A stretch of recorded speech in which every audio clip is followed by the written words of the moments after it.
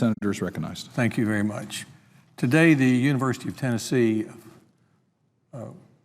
where I was once president, announced that our basketball coach, Pat Summitt, is resigning after 38 years in that position.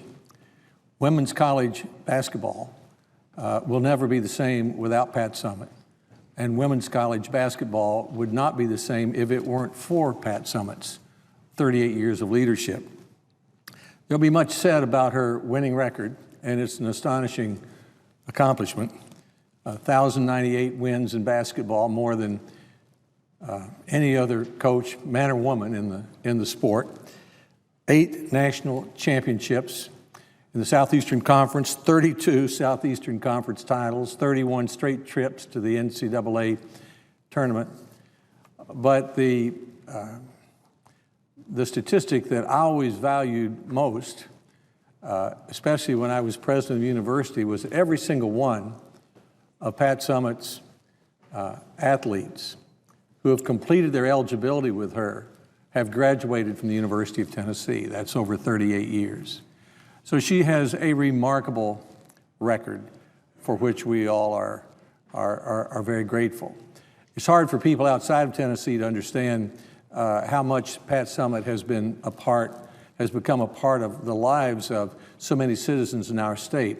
She actually was asked by the university to take over the basketball program when she was in her early 20s. It was in 1974.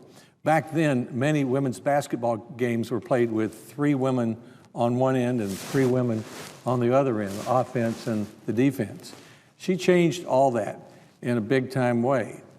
And when I say that women's college basketball wouldn't be the same without her, I really mean that, because almost every women's coach in America would attest to the fact that Pat Summitt has played an important either model or personal role in their development.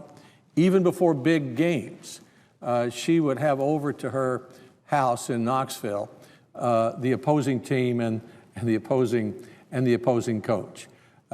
She always had time for community events in Knoxville, and despite her busy schedule as such a winning coach. She's a terrific person individually and a great model. She really taught many of us in Tennessee the game of women's college basketball, and she was so upfront and personal about it with her famous stare, which could stare anybody down, and her discussion of these extraordinary athletes she had and what their pluses were and what the things were that they had to work on, that we all felt we not only knew her, that we knew the athletes as well. I've enjoyed watching Pat Summitt's teams for many, many years. I made a point to watch 3 of her games in person this year in Knoxville. I arranged my Senate schedule around it because I feared that this might be her last season.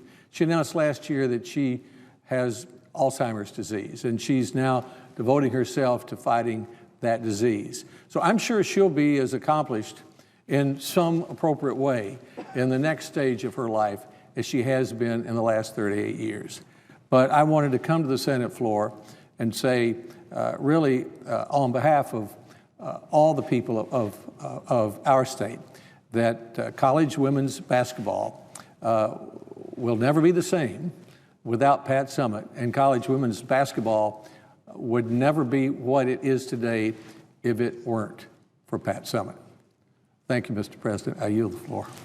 Mr. President. Senator from Connecticut. Mr. President, I just want to thank my friend for his moving and eloquent statement. As a senator from Connecticut, a proud fan of and admirer of UConn women's basketball with a great coach, Gino Auriemma.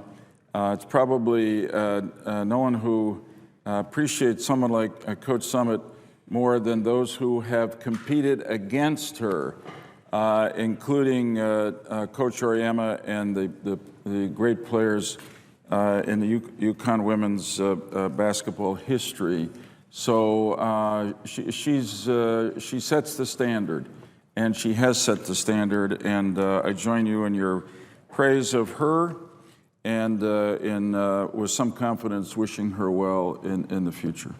Mr. President, I thank Senator Lieberman, and I think it's appropriate. And most fans of women's college basketball would agree. Senators on the floor to commend Pat Summitt would be the senator from Tennessee and the senator from Connecticut. It's fortuitous, and I can't believe it's accidental. Thank you, Mr. President. I thank the senator for his generous remarks, and I know Pat would as well. Yeah, and if Gino Auriemma were here, he would have at least echoed what I had to say and added some great stories and words of tribute, because I know the respect that Coach Auriemma has for Coach Summitt. I thank the chair, and I yield the floor. And I'd suggest the absence of a quorum. The clerk call the roll. Mr. Akaka.